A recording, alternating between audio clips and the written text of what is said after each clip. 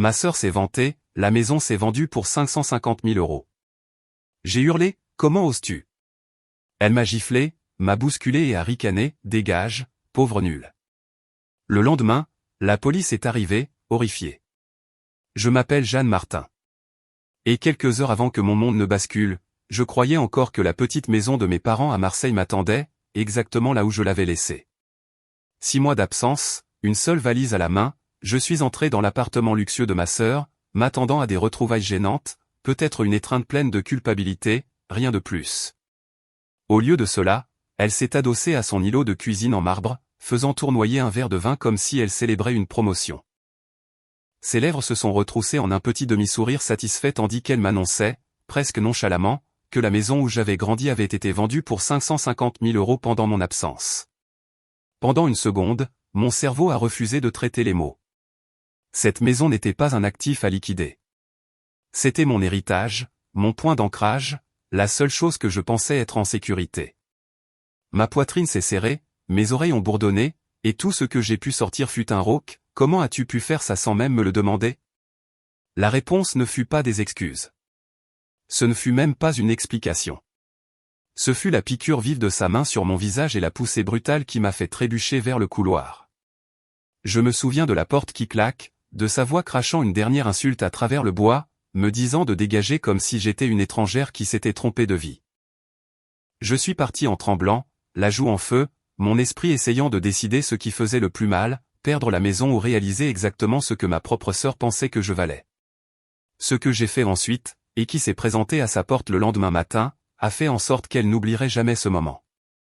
Avant de vous dire ce qu'il a dit et ce qui s'est passé après mon départ, dites-moi, quelle heure est-il pour vous en ce moment et d'où regardez-vous? Je suis curieuse de voir jusqu'où cette histoire voyagera. Une pensée plus calme a fait surface alors que j'essayais de me ressaisir, et elle m'a ramené aux années où tout dans ma famille semblait intact. J'ai grandi dans une maison modeste dans un quartier de Marseille, un endroit que mes parents traitaient moins comme une propriété que comme un héritage de valeur. Ils passaient leur week-end à réparer le toit, à planter des arbustes méditerranéens ou à rénover les armoires, me disant toujours qu'une maison portait le poids des gens qui y vivaient. J'ai absorbé chaque parcelle de cette croyance sans réaliser à quel point il était rare de s'accrocher à quelque chose avec autant de constance. Ma sœur aînée, Léa Martin, ne s'est jamais attachée à la maison de la même manière. Elle était du genre à avoir besoin de bruit, de mouvement et de nouveautés. Tandis que je restais proche de mes parents, elle dérivait vers tout ce qui promettait de l'excitation ou l'illusion du succès. Enfant, nous étions différentes de manière qui n'avait pas encore d'importance des différences qui se sont accentuées avec l'âge. Je suis devenue celle qui passait les samedis matins à aider maman à repeindre un mur, tandis que Léa se précipitait pour retrouver des amis avant même que la table du petit déjeuner ne soit débarrassée. Quand nos parents sont décédés, leur testament reflétait une vérité qu'aucun de nous ne disait à voix haute, j'avais été celle qui maintenait la maison avec eux. Léa a reçu de l'argent qu'ils avaient économisé spécifiquement pour elle, ce qu'elle a accepté avec le même enthousiasme vif qu'elle apportait à la plupart des choses. J'ai reçu la maison, et bien que ce soit l'actif le plus sentimental, il venait avec des responsabilités qui ne me dérangeaient pas. Je la voyais comme mes parents me l'avaient appris, quelque chose à entretenir et à protéger, pas à liquider par commodité. Pendant un temps, gérer la maison m'a ancré. Je travaillais de longues heures, mais rentrer dans un espace façonné par ma famille me donnait de la clarté. Marseille pouvait être implacable avec sa chaleur et son bruit. Pourtant, entre ces murs, je ressentais une sorte de calme que je ne trouvais nulle part ailleurs. Léa, pendant ce temps, continuait de passer d'un emploi qu'elle ne supportait pas à des objectifs qui changeaient tous les quelques mois.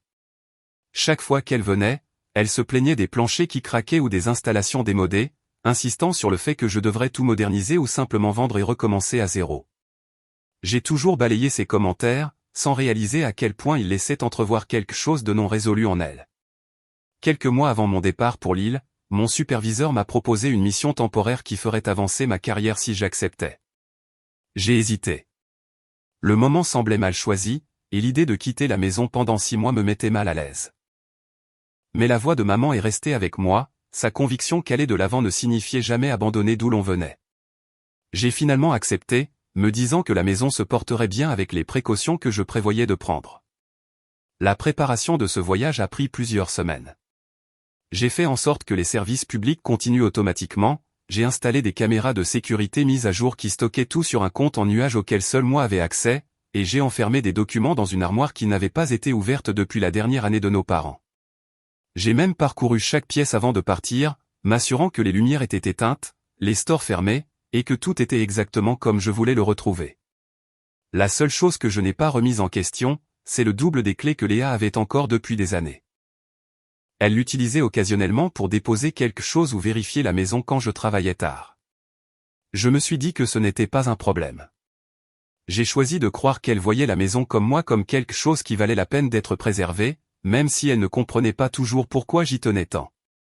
Il ne m'est jamais venu à l'esprit que la familiarité avec ces clés ou avec des bribes de mes informations personnelles pouvait être utilisée à mauvais escient.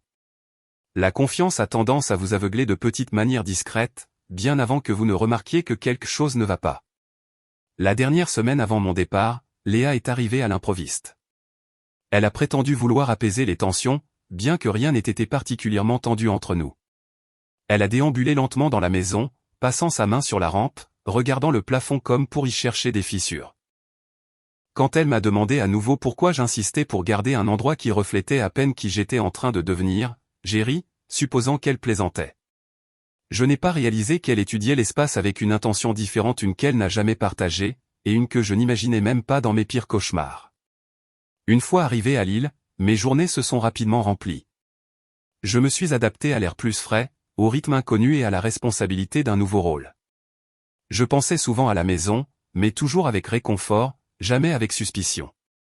En y repensant maintenant, ce qui me trouble le plus n'est pas la tromperie elle-même, mais la naturalité avec laquelle j'ai fait confiance aux personnes les plus proches de moi.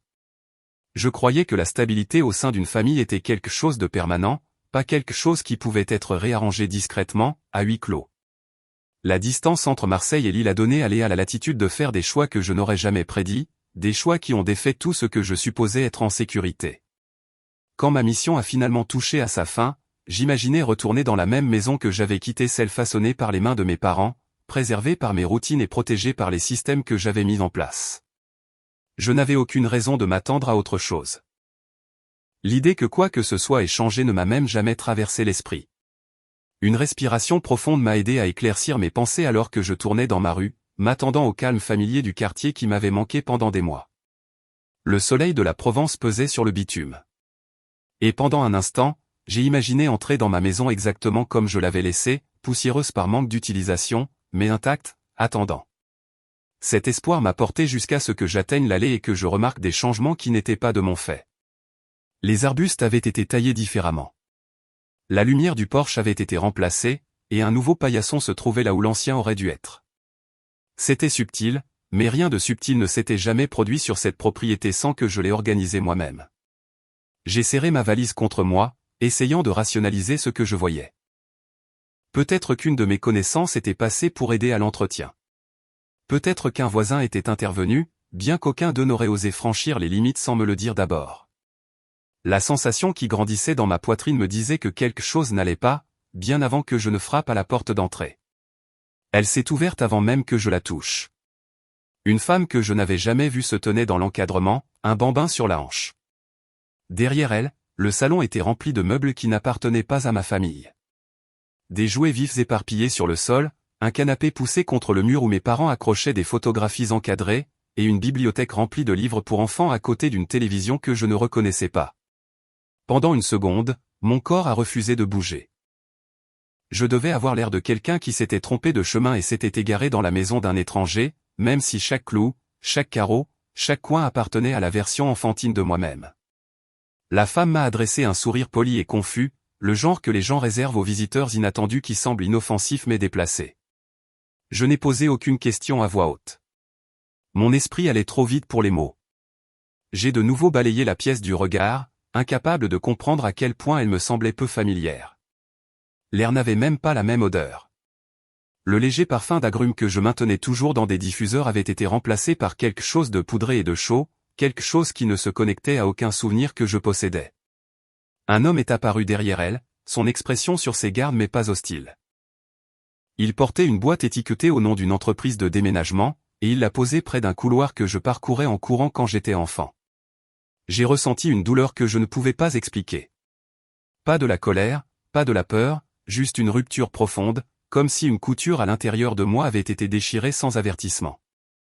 Je me suis forcé à détourner le regard des meubles pour me concentrer sur les détails qui comptaient.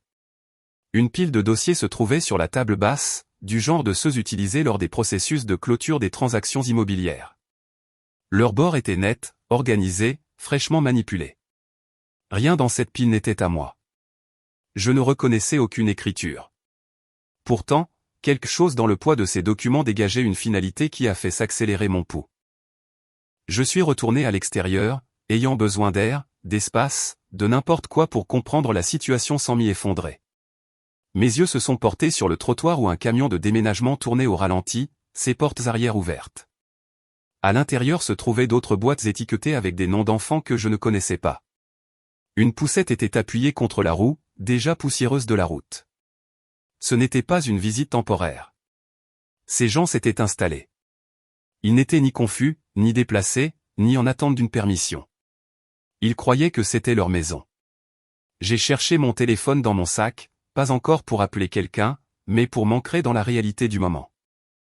Le flux de la caméra de sécurité que je vérifiais si souvent à Lille m'est revenu en mémoire, des images statiques, aucun mouvement, rien qui ne laisse présager que des étrangers construisaient progressivement une vie entre mes murs. J'ai rouvert l'application, bien que je sache que cela ne changerait rien à ce que je voyais de mes propres yeux. Les images n'avaient pas été mises à jour depuis des semaines. Un problème de connectivité que je n'avais pas remarqué auparavant avait coupé la seule ligne de mire en laquelle j'avais le plus confiance. Alors que je me tenais là, la femme est sortie sur le porche, tenant toujours son enfant. Elle ne semblait pas effrayée. Au contraire, elle paraissait désolée, comme si elle sentait le poids de quelque chose qu'elle n'avait pas eu l'intention de perturber. Elle a jeté un regard en arrière vers le salon, puis vers les dossiers sur la table, et je pouvais voir dans l'hésitation de ses mouvements qu'elle croyait que ce qui l'avait amené ici était légitime et complet. Une longue et silencieuse prise de conscience s'est installée dans ma poitrine. Ce n'était pas elle qui avait franchi une ligne. Elle vivait le résultat de décisions prises bien loin de sa conscience, des décisions qui nécessitaient des connaissances que seule une poignée de personnes possédait. Des décisions que quelqu'un de proche de moi avait prises avec confiance, croyant que la distance et le silence cacheraient tout. J'ai reculé encore d'un pas du porche, absorbant la scène non pas comme un malentendu, mais comme une vérité démantelée que je devais affronter pièce par pièce. La maison dans laquelle je pensais revenir s'était déjà transformée en l'histoire de quelqu'un d'autre, et j'avais été remplacé sans le moindre avertissement. C'était une fracture que je ne pouvais pas réparer sur le seuil de la porte. J'avais besoin de clarté, de documents et d'une vue d'ensemble de ce qui avait pris racine en mon absence. Debout dans le jardin sous le poids du soleil de Marseille, j'ai réalisé que le sol sous mes pieds avait changé bien avant que j'arrive pour le voir. Au moment où j'ai quitté le trottoir pour rejoindre ma voiture, la chaleur s'était installée plus profondément dans l'après-midi, m'enveloppant comme si la ville entière comprenait que quelque chose d'irréversible s'était produit. Je suis resté assise au volant un instant, laissant le ronronnement silencieux du moteur calmer mes nerfs. La scène à l'intérieur de cette maison a de nouveau défilé dans mes pensées, les meubles inconnus, les dossiers, la certitude avec laquelle cette famille occupait chaque pièce. Rien de tout cela ne laissait de place au doute. Quelqu'un leur avait cédé ma maison, et celui qui l'avait fait comptait sur le fait que je serais trop loin pour le remarquer avant qu'il ne soit trop tard. J'ai ouvert mon ordinateur portable, utilisant le point d'accès de mon téléphone pour accéder à tout ce que je pouvais trouver. Les registres de propriété en ligne du département se sont chargés lentement, l'icône tournante me narguant avec des secondes qui semblaient plus longues qu'elles ne l'étaient. Quand la page est enfin apparue, les détails du transfert me fixaient avec une précision froide, un prix de vente de 550 000 €, une date de signature qui tombait en plein pendant ma mission à Lille, et pire que tout, une signature affichée à côté de mon nom imprimé pleinement accepté, pleinement traité, pleinement légal sur le papier. La forme de la signature était presque correcte. Quelqu'un avait copié l'inclinaison, l'espacement, même la boucle maladroite du M à la fin. Mais les traits de pression étaient faux, trop lisses, trop contrôlés. Je n'avais jamais signé d'acte de propriété de ma vie, et même si je l'avais fait, je ne l'aurais pas fait depuis une autre région sans parler à personne. La réalité était comme une pierre dans mon estomac. Quiconque avait falsifié cette signature avait de l'assurance assez pour la soumettre à une étude notariale, assez pour travailler avec un agent, assez pour conclure une vente sans hésitation. J'ai sauvegardé le document, téléchargé tous les fichiers disponibles et copié chaque détail 2 fois. Je ne pouvais pas me permettre de mal gérer les preuves. Mes mains sont restées étonnamment stables malgré le tourbillon dans ma poitrine. Des années de travail sur des projets m'avaient appris à trier les informations avant de laisser l'émotion prendre le dessus. Et cette discipline me guidait maintenant. Olivier Bernard m'est venu à l'esprit ensuite. Il avait été un ami de la famille bien avant de devenir avocat, quelqu'un qui offrait des conseils sans jugement et traitait chaque question juridique avec un calme pragmatique. Je ne l'ai pas appelé immédiatement. Au lieu de cela, j'ai passé plusieurs minutes à examiner à nouveau le transfert de propriété, étudiant chaque horodatage électronique et chaque sceau de notarisation. Le sceau du notaire semblait authentique. Les dépôts avaient été validés par le service de la publicité foncière sans problème. Rien ne suggérait une hésitation de la part des personnes impliquées. Le seul faux élément dans toute la séquence était moi, mon absence, mon consentement falsifié, mon rôle inconscient dans une transaction que je n'avais jamais acceptée. Quand j'ai finalement composé le numéro d'Olivier, j'ai gardé ma voix égale. Il a répondu avec son ton calme habituel, mais quand je lui ai dit que j'avais besoin d'aide, il s'est concentré. Je n'ai pas décrit le choc, les visages inconnus ou la rupture émotionnelle de voir des étrangers dans la maison de mon enfance. Je m'en suis tenu au fait, une vente enregistrée sous mon nom, une signature qui n'était pas la mienne, une chronologie qui correspondait à mon absence, et l'apparition d'une famille entièrement installée à l'intérieur de la propriété. Il a écouté sans m'interrompre, et je pouvais presque l'imaginer en train de prendre des notes comme il le faisait toujours. Il a demandé des scans de tout ce que j'avais, alors je les ai envoyés immédiatement. Pendant que les fichiers se transféraient, je me suis adossé au siège et j'ai regardé à travers le pare-brise la rue calme. Rien à l'extérieur ne reflétait ce qui se déroulait à huis clos et dans les registres officiels. Des enfants jouaient 3 maisons plus loin. Un voisin arrosait ses plantes. Une camionnette de livraison est passée sans ralentir. Ma vie avait basculé sur une nouvelle trajectoire tandis que le monde autour de moi continuait de suivre son rythme prévisible. Olivier a rappelé plus vite que je ne l'attendais. Sa voix avait le calme de quelqu'un qui a vu assez de chaos juridique pour reconnaître les contours de la fraude dès qu'ils apparaissent. Il a confirmé ce que je soupçonnais déjà mais que je ne m'étais pas permis de formuler clairement. La signature portait des indicateurs d'imitation. Le sceau notarial nécessitait une vérification, et l'autorité utilisée pour exécuter la vente soulevait des questions sur les autorisations de procuration. Il n'a pas spéculé sur qui aurait pu être responsable. Il n'en avait pas besoin. Les faits seuls pointaient vers un acte intentionnel. Il m'a demandé si j'avais donné à quelqu'un l'accès à des documents, des comptes financiers ou des clés pendant mon absence. La réponse aurait dû être simple, mais elle ne l'était pas. J'avais gardé la maison fermée, sécurisée, surveillée. Je n'avais rien partagé d'autre que des nouvelles de mon voyage avec Léa. La pensée a persisté, inconfortable, jamais entièrement formée, mais impossible à ignorer. Je ne l'ai pas suivi. Pas encore. Olivier a dit que la première étape était de récupérer le dossier de vente complet, l'acte notarié, la déclaration sous serment du vendeur, la preuve d'identité, les confirmations de virement et toute autorisation écrite soi-disant fournie par moi. Il demanderait chaque document formellement et commencerait à retracer la transaction de la mise en vente à la clôture.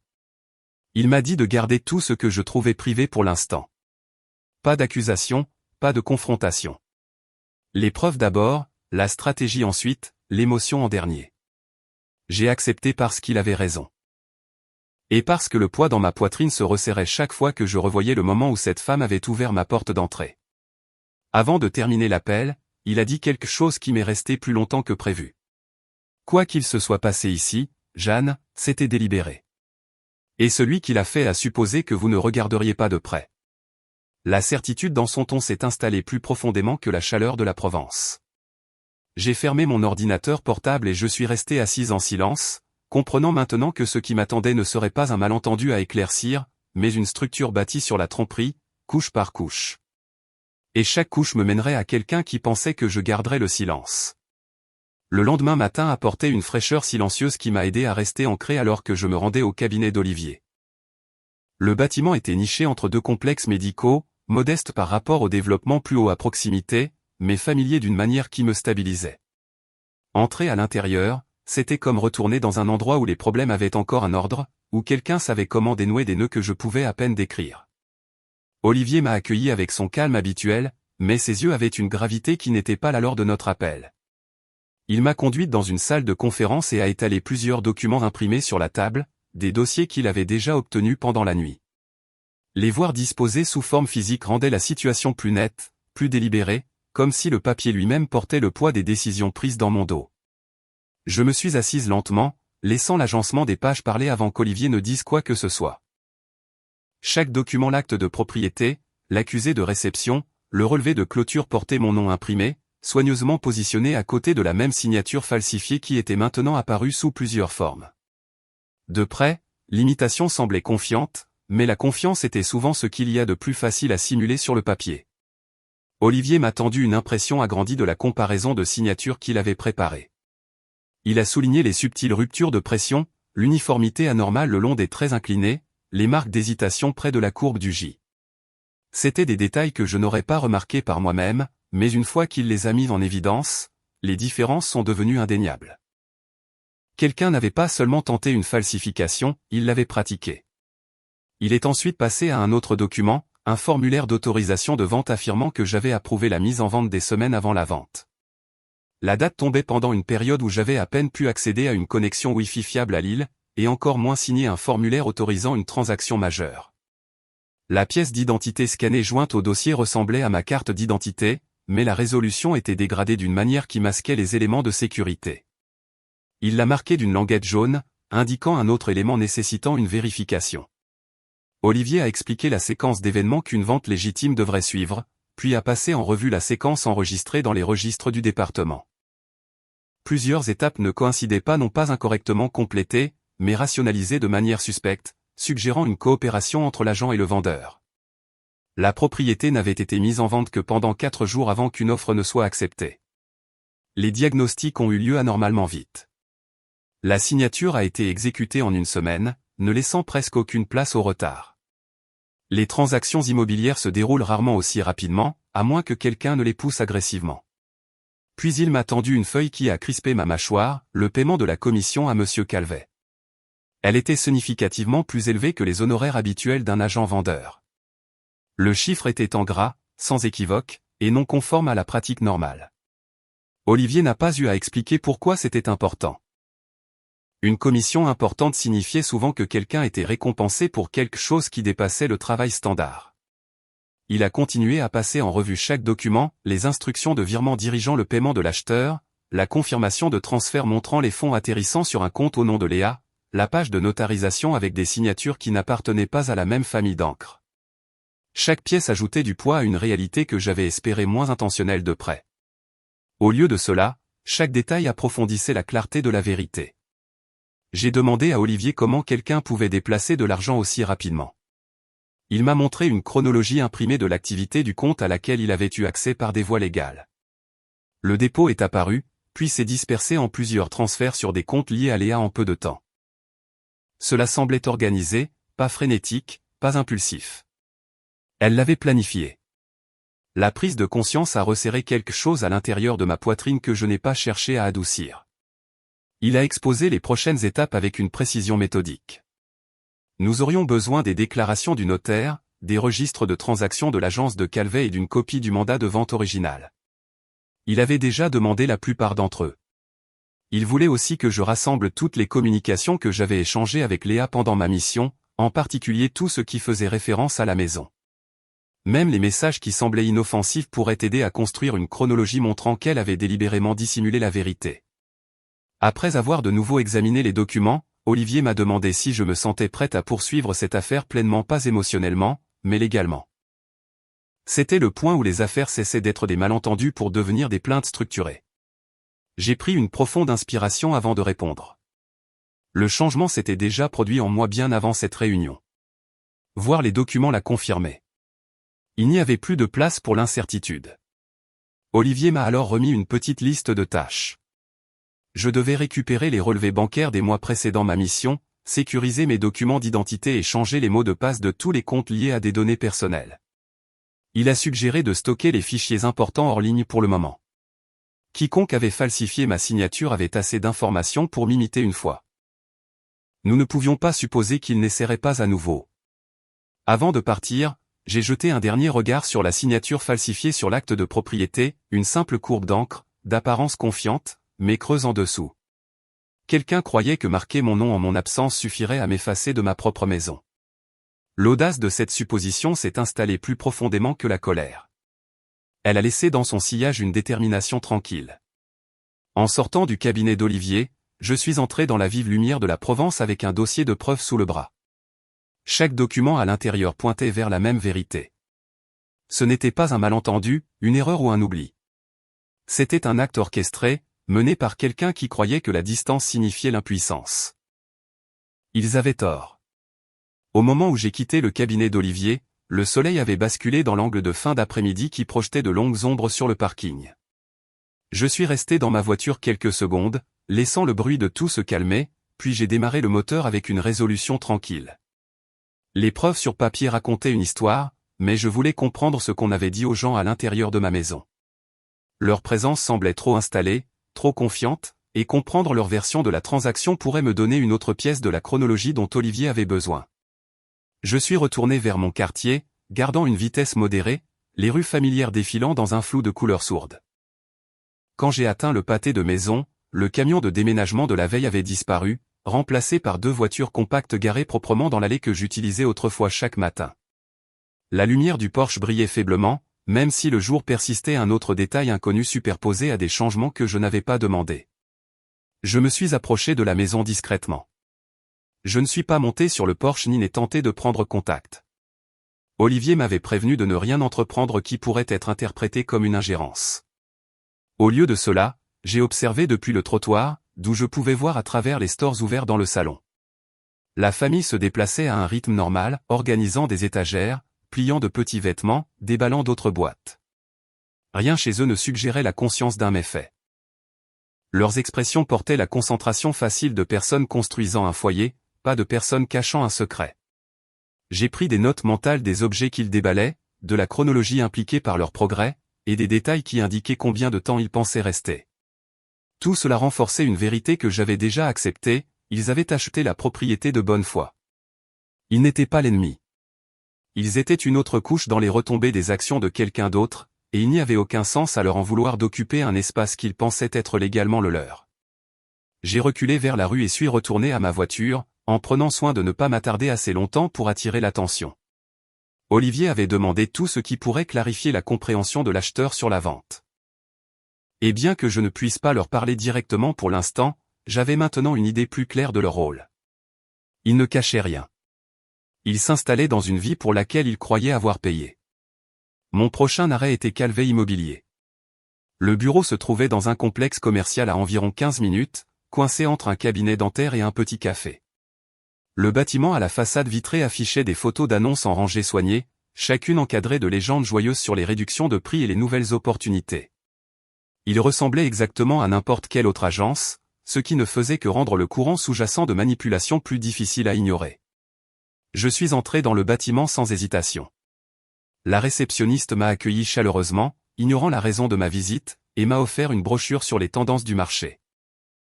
Je l'ai acceptée, bien que les pages glacées ne m'apprennent rien de ce que je devais savoir.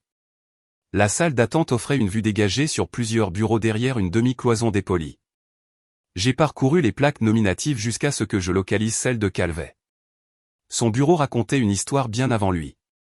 Les piles de papier étaient trop bien rangées pour quelqu'un qui traitait plusieurs transactions par semaine. Les certificats encadrés au mur étaient parfaitement alignés, mais les bords de leur cadre présentaient une légère décoloration due à un repositionnement récent. Un tiroir verrouillé sous le moniteur avait une serrure polie par un usage fréquent. Rien dans ce poste de travail ne semblait organique. Il semblait organisé. Je n'avais pas besoin d'accéder à ces dossiers. Olivier les obtiendrait par les voies officielles.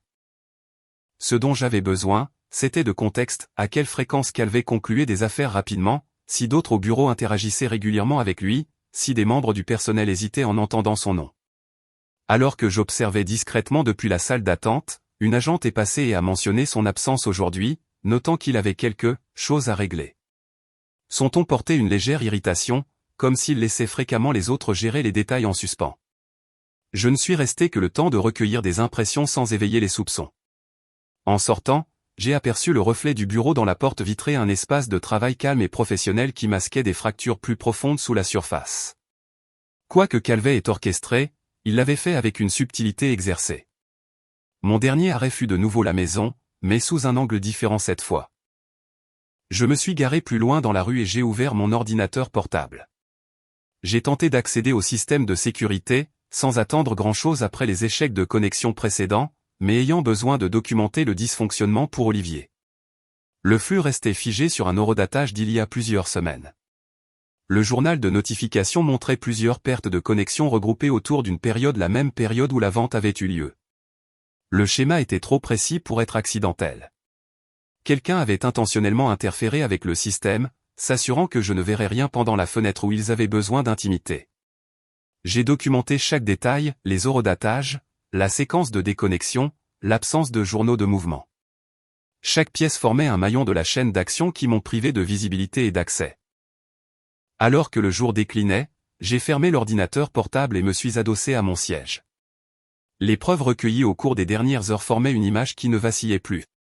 Chaque nouveau détail renforçait l'intégrité de ce qu'Olivier était en train de construire. Les acheteurs n'étaient pas impliqués. L'agence présentait des irrégularités entourant les actions de Calvet. Et la chronologie des pannes du système correspondait à la vente non autorisée. Plus je découvrais de choses, plus la vérité devenait claire. Rien de tout cela ne s'était produit par accident. C'était construit étape par étape, réalisé par quelqu'un qui supposait que la distance et le silence le protégeraient des conséquences.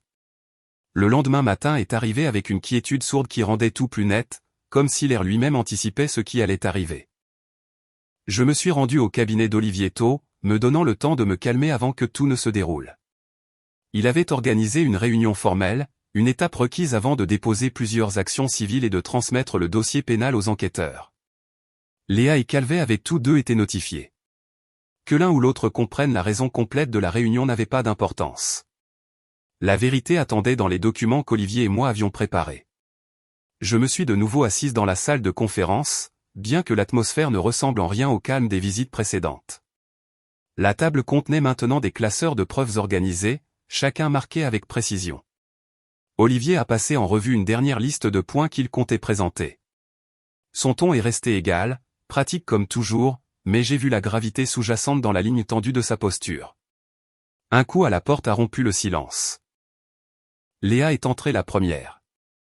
Elle avait l'air composée, presque impeccable, comme si elle avait l'intention de projeter le contrôle avant même que la conversation ne commence.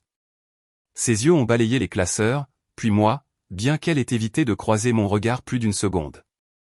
Calvet l'a suivi, affichant une neutralité qui semblait soigneusement assemblée. La réceptionniste a fermé la porte derrière eux. Olivier a commencé la réunion sans préambule. Il a exposé l'ordre du jour, ses mots efficaces et factuels. La pièce portait le calme stérile des néons et d'une tension tacite. Léa a croisé les bras pendant qu'il parlait. Calvet était assis le dos droit, les mains jointes dans une posture qui suggérait une expérience des litiges, mais pas nécessairement une exposition à ce niveau d'examen. Olivier a ouvert le premier classeur et a placé l'acte de propriété falsifié sur la table. Il n'a pas dramatisé le moment. Il a simplement pointé la signature et a expliqué, dans un langage juridique mesuré, les conclusions d'un expert en écriture. Puis il a présenté la chronologie de ma localisation documentée à Lille lors de la prétendue signature et les violations notariales signalées dans le dossier de vente. Léa n'a pas réagi au début. Elle a gardé son regard fixé sur les pages sans les lire. L'immobilité qui l'entourait semblait moins être du calme que du calcul. Calvet, cependant, a bougé sur son siège quand Olivier a souligné l'augmentation de commissions non déclarées, le calendrier de mise en vente accéléré et les divergences dans le dossier d'autorisation du vendeur. Olivier a parcouru les preuves avec une précision tranquille. Il a présenté les journaux de communication montrant que je n'avais autorisé aucune transaction. Il a affiché les registres de propriété montrant que la vente avait été traitée anormalement vite. Il a mis en évidence les schémas de déconnexion de la caméra de sécurité qui coïncidaient avec la période de mise en vente. Chaque point s'ajoutait nettement au précédent. Quand il a terminé la séquence, il a placé une feuille de plus au centre de la table, le virement bancaire affichant le produit intégral de la vente déposée sur le compte de Léa. Le nombre était en gras, indéniable. Le silence a envahi la pièce. Le sang-froid de Léa s'est fissuré pour la première fois. Ses yeux se sont dirigés vers Calvet avec un blâme sans équivoque, mais il est resté immobile, maintenant sa neutralité soigneusement construite. Je n'ai pas parlé. Ce n'était pas le moment pour l'émotion ou les souvenirs. Olivier a continué avec la même clarté professionnelle qu'il avait utilisée depuis le début. Il a expliqué les poursuites civiles que nous avions l'intention d'engager: fraude, détournement de biens, enrichissement sans cause et dommages et intérêts liés au transfert illégal de propriété. Puis il a exposé les renvois au pénal faux et usage de faux, escroquerie et manquement aux obligations professionnelles, chacun passible de peines qui ne pourraient être négociées sans restitution et coopération. Calvet a agi le premier. Sa neutralité s'est dissoute sous le poids des preuves. Sa posture s'est légèrement affaissée, et pour la première fois, il a regardé directement l'acte de propriété falsifié. Il n'a posé aucune question. Il n'a offert aucune excuse. Son silence racontait sa propre histoire. Il a reconnu l'ampleur de la situation. La réaction de Léa s'est déroulée plus lentement. Elle a redressé les épaules, a inspiré et a tenté de se ressaisir. Mais la cadence assurée qu'elle essayait de projeter affaiblit chaque fois qu'elle a regardé son propre nom sur les documents de transfert. Elle n'était pas simplement adjacente au méfait, elle en était la bénéficiaire directe. Ce fait flottait dans l'air avec une finalité sans équivoque. Olivier a exposé les options disponibles. La restitution était obligatoire. La coopération était requise. Tout refus accélérerait les poursuites civiles et pénales. Les conséquences n'étaient pas abstraites. Elles étaient immédiates et juridiquement fondées. Léa a finalement parlé, mais sa voix n'avait aucune de la confiance qu'elle projetait souvent. Ses mots sont sortis hachés, presque mécaniques. Elle n'a pas tenté de nier. Elle n'a pas prétendu à un malentendu. Elle s'est concentrée sur la minimisation de son intention, mais l'intention n'avait plus d'importance. Les documents sur la table avaient plus de poids que toute explication qu'elle pourrait offrir. Calvet a demandé la permission de sortir pour passer un appel. Olivier l'a autorisé, mais a noté l'heure. Quand Calvet est revenu, son expression avait de nouveau changé. Il a parlé à voix basse, reconnaissant des violations de procédure dans la manière dont il avait traité la vente. Il n'a pas avoué avoir falsifié quoi que ce soit, mais il a admis que le calendrier de mise en vente et la commission étaient irréguliers. Ces mots n'étaient pas émotionnels. Ils étaient stratégiques. Il a compris que la coopération était la seule voie qui préservait une partie de son avenir dans le secteur. Olivier a enregistré chaque reconnaissance, les notant dans le procès-verbal de la réunion. Le silence de Léa est devenu plus lourd à chaque minute qui passait. Elle semblait se recroqueviller sur sa chaise, comme si se retirer pouvait annuler les preuves, mais rien de ce qu'elle faisait ne pouvait effacer l'encre sur les documents. La réunion s'est terminée par des directives claires. Olivier a présenté des documents officiels exigeant que Léa restitue immédiatement tous les fonds restants. Des informations financières supplémentaires étaient requises. Calvet a reçu l'ordre de fournir son dossier de transaction complet et de coopérer avec les enquêteurs. Tout manquement de l'une ou l'autre partie déclencherait une action en justice immédiate. Alors que Léa rassemblait ses affaires, elle a évité de me regarder non pas par honte, mais par quelque chose de plus fragile, comme l'incrédulité que la situation ait évolué vers un domaine qu'elle ne pouvait plus contrôler. Elle a quitté la pièce la première. Calvet a suivi après un signe de tête discret à Olivier. Quand la porte s'est fermée, le silence est revenu, mais il était différent maintenant, moins suffocant, plus résolu. Olivier a rassemblé les classeurs avec des mouvements exercés. Chaque étape avait suivi la structure juridique précisément. Rien n'avait été précipité, rien n'avait été exagéré.